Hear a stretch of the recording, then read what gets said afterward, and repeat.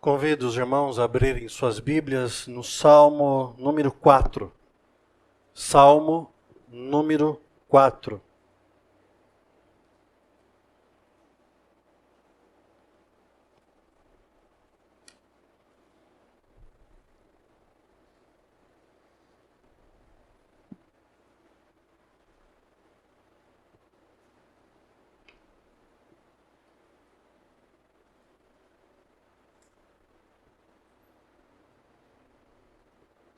A palavra do Senhor diz assim: Responde-me quando clamo, ó Deus, que me fazes justiça. Dá-me alívio da minha angústia, tem misericórdia de mim e ouve a minha oração. Até quando vocês, ó poderosos, ultrajarão a minha honra? Até quando estarão amando ilusões e buscando mentiras? Saibam que o Senhor escolheu o piedoso. O Senhor ouvirá quando eu o invocar. Quando vocês ficarem irados, não pequem. Ao deitar-se, reflitam nisso e aquietem-se. Ofereçam sacrifícios como Deus exige e confiem no Senhor. Muitos perguntam: quem nos fará desfrutar o bem? Faze, ó Senhor, resplandecer sobre nós a luz do teu rosto. Encheste o meu coração de alegria. Alegria maior do que a daqueles que têm fartura de trigo e de vinho. Em paz me deito e logo adormeço, pois só tu, Senhor, me fazes viver em segurança. Vamos orar. Pai, obrigado porque o ápice da nossa semana é estar na tua casa para louvar o teu nome, para ouvir a tua palavra, aprender de ti, Senhor.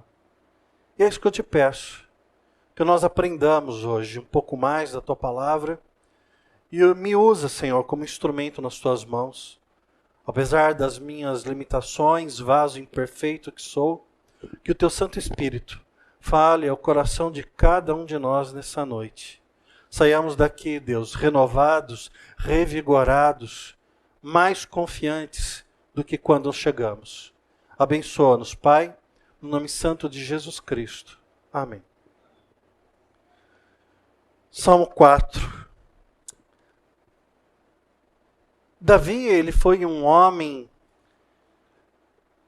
didático para a cristandade. E o é até hoje, e nós percebemos lendo as Sagradas Escrituras.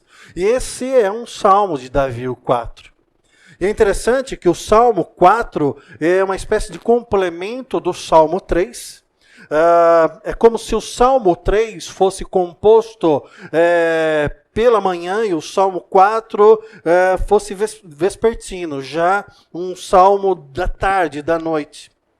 Pois ambos os salmos, o 3 e o 4, algumas situações são similares. Situações essas enfrentadas por Davi. Por exemplo, adversários, sentimento profundo de angústia, um clamor intenso ao Senhor Deus, e no final dos Salmos, uma confiança transbordante e cativante. E é interessante como Davi escreve, quando Davi escreve. Acredita-se que ele escreve naquele momento terrível, onde o seu filho Absalão tenta usurpar o seu trono, e ele, para não entrar em conflito com seu próprio filho, ele decide, junto com a sua corte, sair de Jerusalém e tornar vago o trono, pelo menos temporariamente. É um momento onde sua família está despedaçada.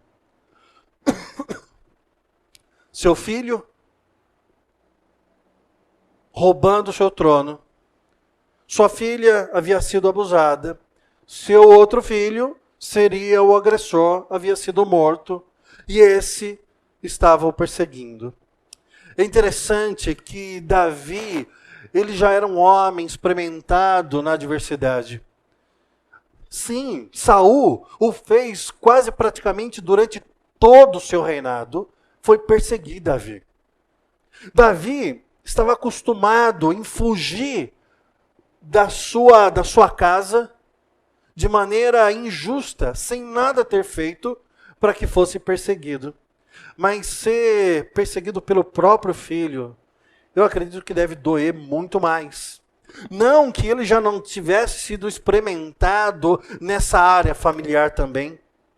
Pois quando o profeta Samuel foi enviado pela parte de Deus para que fosse ungido um substituto como rei no lugar de Saul, Samuel chega na casa de Jessé e ali Jessé apresenta seus filhos.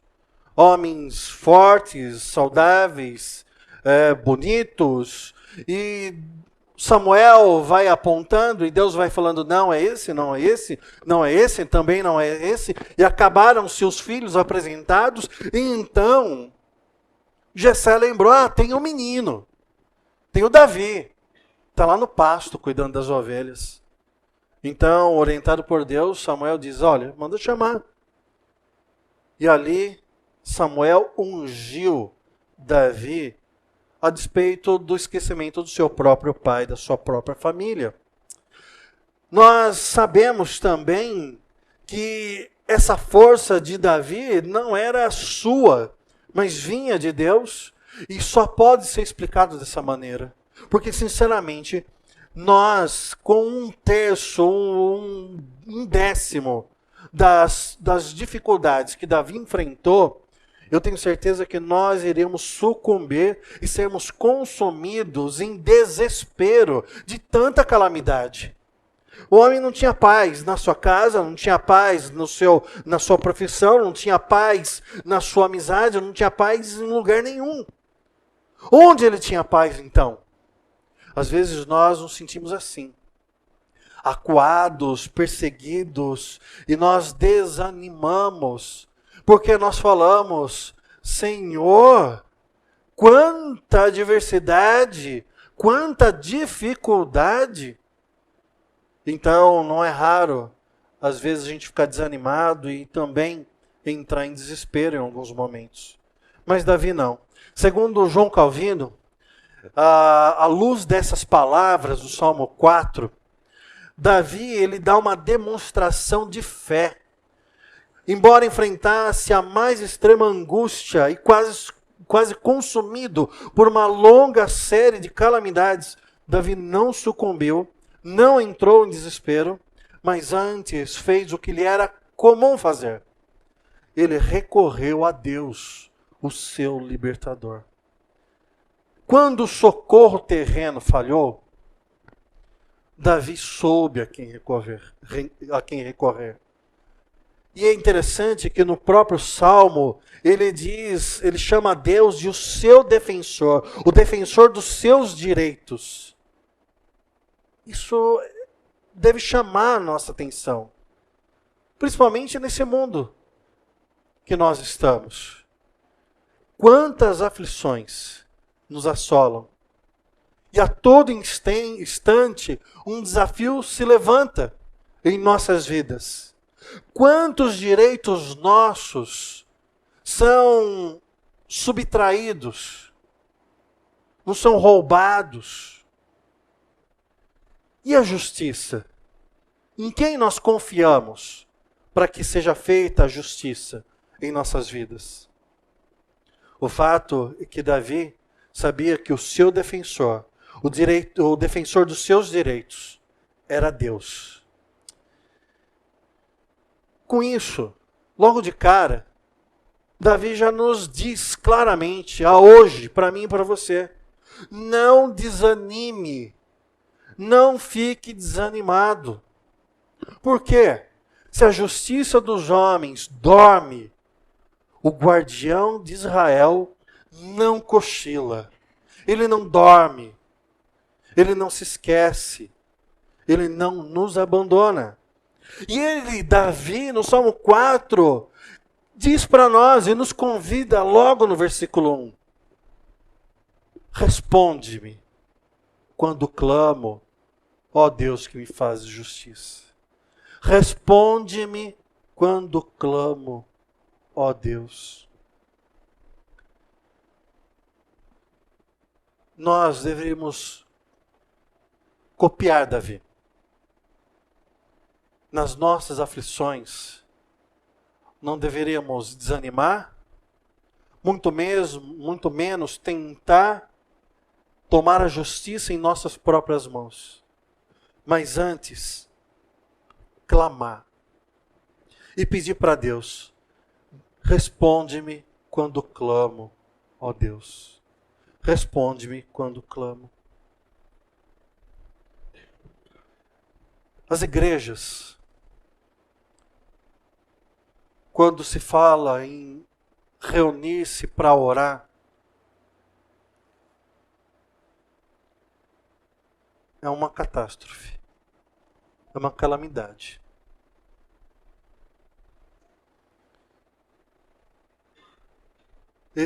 Arruma-se tempo para todas as coisas nessa vida. Quem quer faz. Quem quer dá um jeito. Quem quer se programa. Quem quer consegue. Mas quando a gente fala de oração, é coisa de outro mundo. E de fato, uma pergunta deve ser levantada. Por que as pessoas não se reúnem para orar? Ou até mesmo na sua vida de oração particular, não investem tempo adequado para isso? Eu não posso responder por outras pessoas, até mesmo porque eu não sou Deus. Só Ele sabe a resposta de cada um, se é verdadeiro ou não. Mas eu acredito, e peço perdão se estiver errado, na experiência que eu tenho no ministério, eu acredito que a oração está em desuso pelo simples fato das pessoas não acreditarem no fundo dos seus corações que Deus irá responder às suas orações. Ou até mesmo, além e mais perigoso, que Deus ouvirá as suas orações. Será que a oração que Deus ouve é aquela quando o avião está caindo? Quando a vida está esvaindo? Não! Deus ouve todas as nossas orações. Todas. Não é uma, não são duas. Não existe uma cota que Ele atende. Ele ouve todos, todas. Então por que nós perdemos tempo precioso reclamando, murmurando, queixando-se, lamentando-se?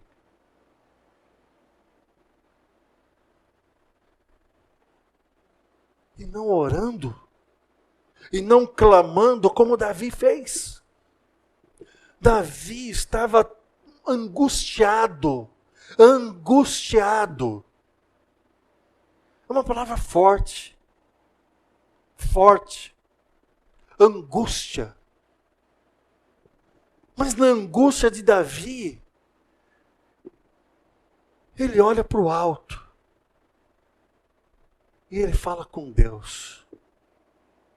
Responde-me quando clamo, ó Deus, que me fazes justiça. E no versículo 1 ainda, ele continua: dá-me alívio da minha angústia, tem misericórdia de mim e ouve a minha oração.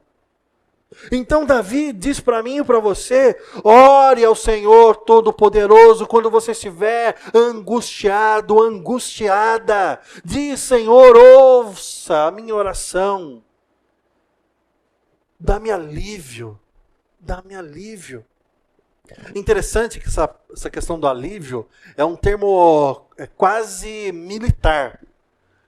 Eu não sei quantos de vocês assistiram aquele filme 300, conta a história de Esparta, e ali Leônidas defendendo Esparta contra os Xerxes. E no filme, lógico, tem a parte ali de Hollywood e tal, mas o filme se desenrola numa garganta, num vão, entre dois penhascos, onde 300 guerreiros de Esparta lutam com milhares de guerreiros persas.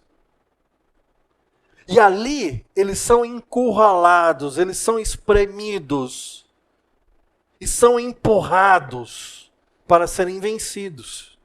Quando Davi diz, dá-me alívio da minha angústia, ele está dizendo o seguinte, Senhor, me dá uma brecha para que eu possa sair dessa situação de opressão, de dificuldade.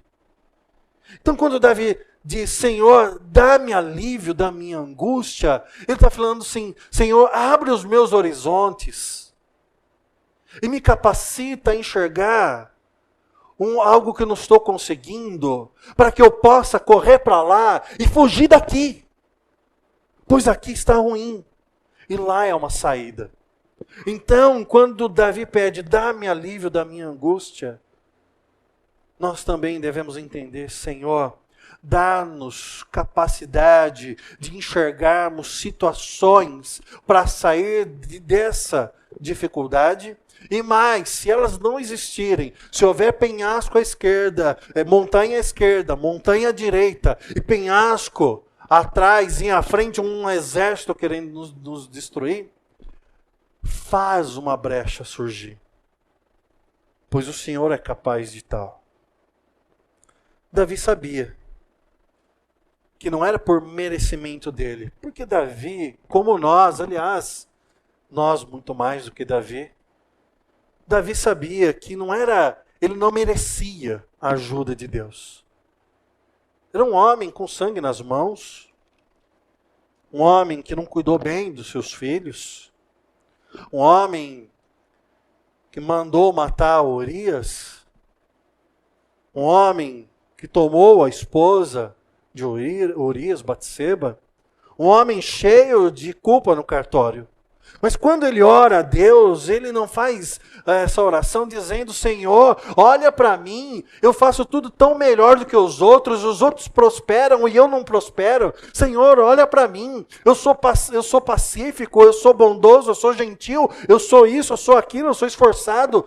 E as pessoas que não fazem esforço nenhum, estão em paz e eu estou nessa dificuldade. Davi não faz isso. Davi, ele ora a Deus, não porque ele acha que ele merece receber alguma coisa de Deus, mas ele ora a Deus baseado na misericórdia do Senhor.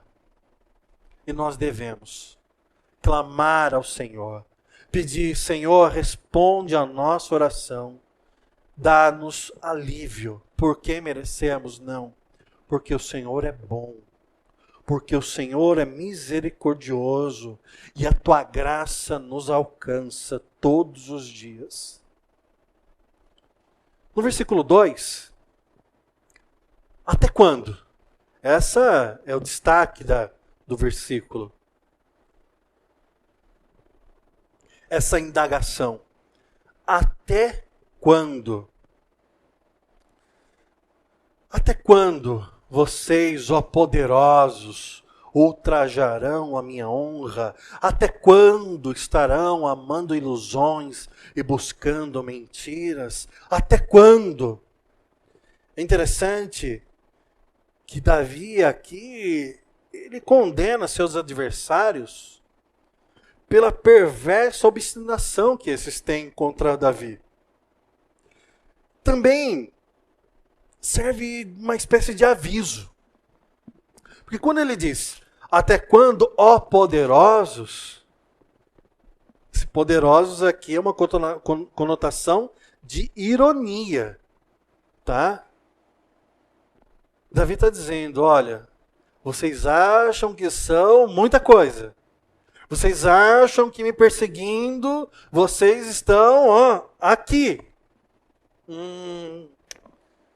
Vocês são amantes de ilusões. Ilusões. Até quando estarão amando ilusões e buscando mentiras? E aqui, essas mentiras no original pode ser traduzido como falsos deuses. Os falsos deuses representam mentiras, e as mentiras são ali o evangelho dos falsos deuses. Então, Davi está dizendo para os seus perseguidores: vocês me perseguem e acham que com esse aparente sucesso vocês estão vencendo. Até quando vocês vão achar isso? Até quando? E aí, é interessante que no versículo 3, é como se Davi ameaçasse os seus adversários. E é legal porque ele não ameaça dizendo: eu tenho tantas armas, eu tenho tantos carros de guerra, eu tenho tantos soldados, eu tenho tanto em dinheiro. Não é dessa maneira. Davi, no versículo 3, ele diz: saibam que o Senhor escolheu o piedoso. Eis a causa da ousadia de Davi, pois ele sabia que iria triunfar sobre seus inimigos, porque ele era servo do Deus Altíssimo. Ele sabia que Deus não escolhe por aparência, por dinheiro ou por força. Deus escolhe do jeito que Ele quiser e quem Ele quiser. E Davi sabia que era um escolhido de Deus. Tem uma pergunta importante para mim e para você. Tive essa conversa sábado com os jovens. Você tem certeza da sua salvação? Pois se você realmente tiver certeza da sua salvação, você poderá dizer como Davi: saibam que o Senhor escolheu o piedoso e o Senhor ouvirá quando eu o invocar. Então, nós podemos falar como Davi, não de maneira pretensiosa, porque nós somos melhores, mas de maneira humilde, reconhecendo que fomos escolhidos por Deus e as nossas batalhas não dependem da nossa força para serem ganhas, mas depende da submissão nossa a Deus e da paciência em vê-lo nos conceder essas vitórias. Pode demorar um dia, pode demorar mais do que um dia, mas o crente verdadeiro, ele nunca ficará desamparado. Nunca seus inimigos o tomarão por cativo. Por isso Davi era ousado. Não era da boca para fora. Ele sabia o que estava falando. Ele falava em nome de Deus. Mas sinceramente, nós entendemos tudo isso. Devemos orar, devemos crer que Deus responde às nossas orações. Devemos olhar não apenas com desdém, mas com até ironia, como Davi fez, para os adversários. E dizer: olha, dependendo da briga que você estiver comprando, não é contra mim que vai estar lutando. Mas o mais impressionante desse salmo, pelo menos para mim, é o que o comentarista Warren Wiersbe diz. Como é maravilhoso ver Davi transformar sua aflição em cânticos para a glória de Deus. Eu concordo com Wiersbe. É impressionante. Davi, no meio de mais uma angústia, no meio de mais uma perseguição, no meio de mais uma fuga, ele simplesmente, ele pega os versículos 6 e diz: muitos perguntam, quem nos fará desfrutar o bem? Faze, ó Senhor, resplandecer sobre nós a luz do teu rosto. Encheste o meu coração de alegria Encheste o meu coração de alegria? Será que está certo isso? Encheste o meu coração de alegria? Não, ele diz, alegria maior do que aqueles que têm fartura de trigo e vinho.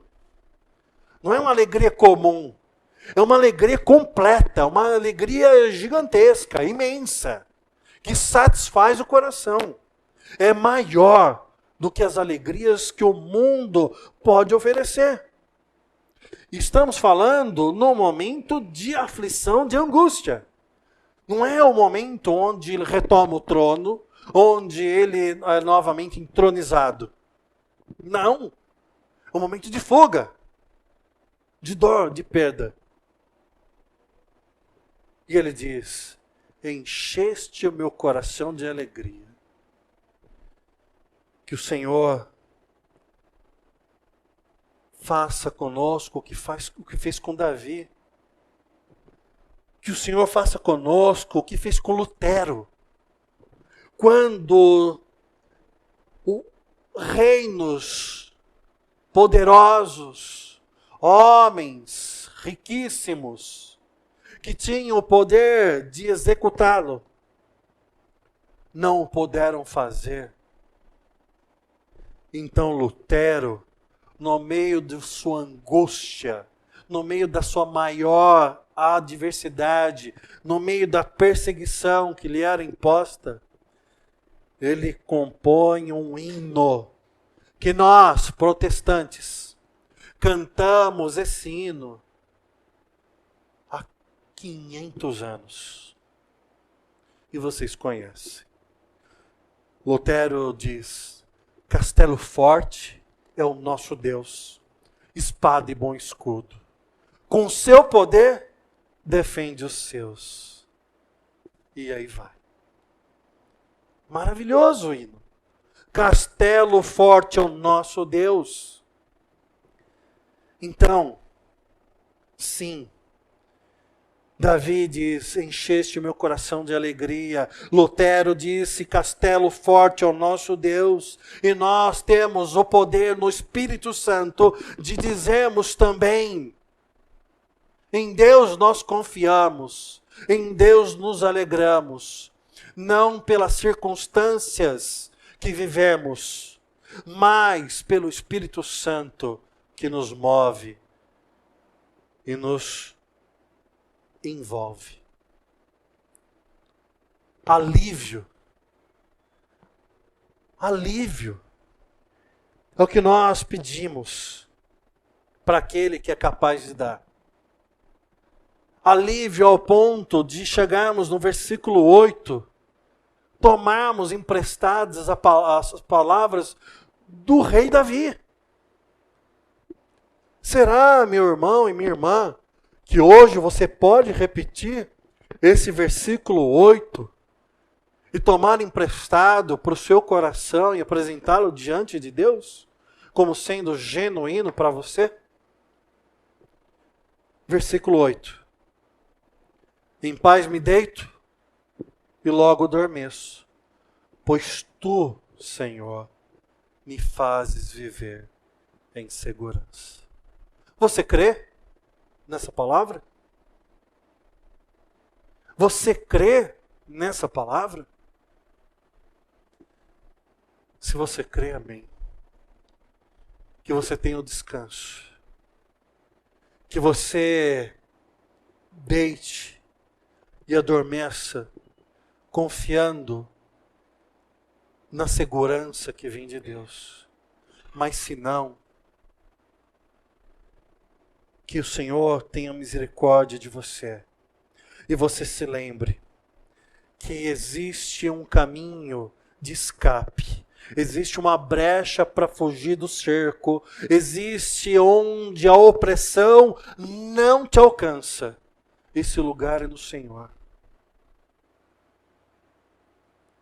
Que você se lembre de todos os milagres que Deus fez para dar alívio para os seus. Se for o caso, volta lá para o Mar Vermelho e tente visualizar os hebreus, Moisés à frente, daquele povo numeroso saindo do Egito. Faraó atrás com seus cavaleiros, com seus soldados, com ódio no coração. À frente, o mar vermelho. Angústia no coração. Opressão vinda por parte de Faraó. Mas Deus dá alívio e o mar se abre ao meio. Lembre-se do cordeiro, do sangue nos batentes, quando o anjo da morte sobrevoou o Egito. E ali todos os primogênitos egípcios morreram. Mas o Senhor deu alívio para os filhos do povo hebreu. O Senhor os salvou. Lembre-se dos filisteus com seu campeão, Golias. Um gigante, literalmente. E o seu povo acovardado do outro lado do vale. E Deus usou e deu alívio para o povo de Israel, usando um menino que não tinha força para carregar uma espada.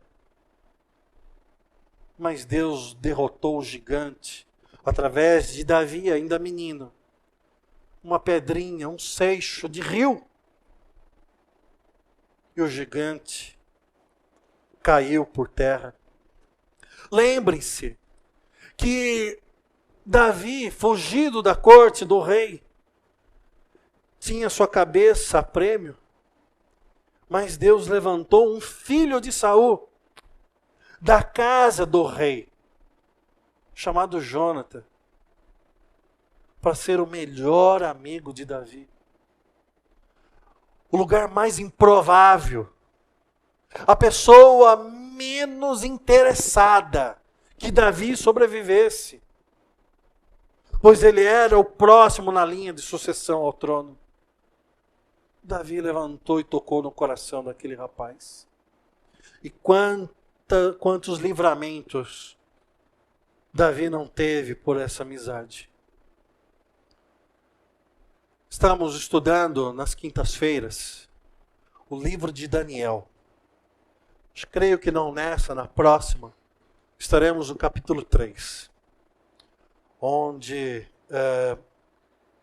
Sadraque, Misaque, Abidnego e Daniel ali são confrontados e existe a fornalha ardente.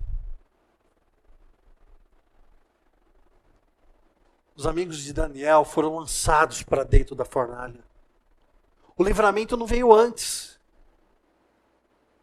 nem depois, veio durante. E ali dentro do fogo, o anjo do Senhor apareceu e os livrou. Um pouco à frente do mesmo livro, veremos que o Daniel foi jogado numa cova cheio de leões famintos. E lá passou a madrugada toda. E pela manhã, o rei mandou retirar a pedra, crendo piamente que só veria restos mortais se tivesse de Daniel. E então Daniel sai sem um arranhão, pois Deus fechou a boca dos leões. Lembrem-se de Cristo na cruz do Calvário, do seu sangue. Lembre-se que Ele carregou os nossos pecados para que nós fôssemos salvos. Confie em Deus, espere com convicção que o maná cairá todas as manhãs até que chegue a Nova Jerusalém. Não faltou um dia sequer o maná para o povo enquanto estava no deserto. Não faltará um dia sequer o maná para o crente, o servo e a serva de Deus, enquanto estiver nessa terra, até que chegue o dia em que serão chamados a estarem diante do Deus Todo-Poderoso.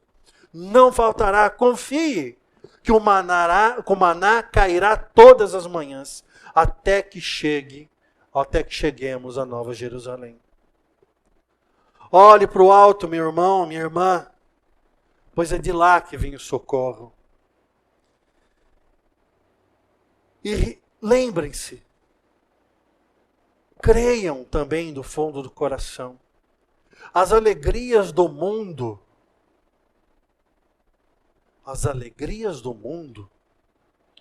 põem momentaneamente no rosto uma alegria. Mas só o Espírito Santo de Deus põe a alegria eterna no coração do crente. A nossa alegria não pode ser oferecida pelo mundo, mas deve ser buscada em Deus, pois essa permanecerá para todo sempre. Por fim, fazendo um link ao versículo 8. Tente dormir meditando em coisas espirituais. Coloque sua cabeça no travesseiro e pense em Deus.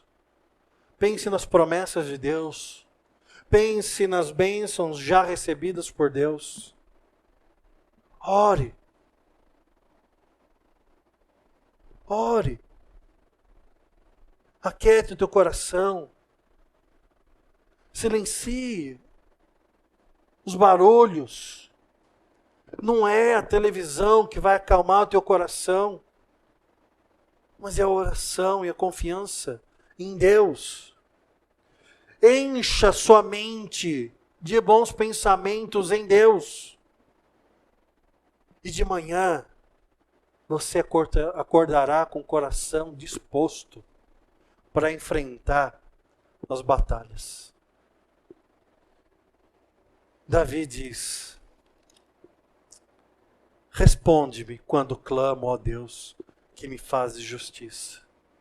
Dá-me alívio na minha angústia. Tem misericórdia de mim e ouve a minha oração. Que assim seja na minha vida, na sua vida, hoje, sempre. Amém.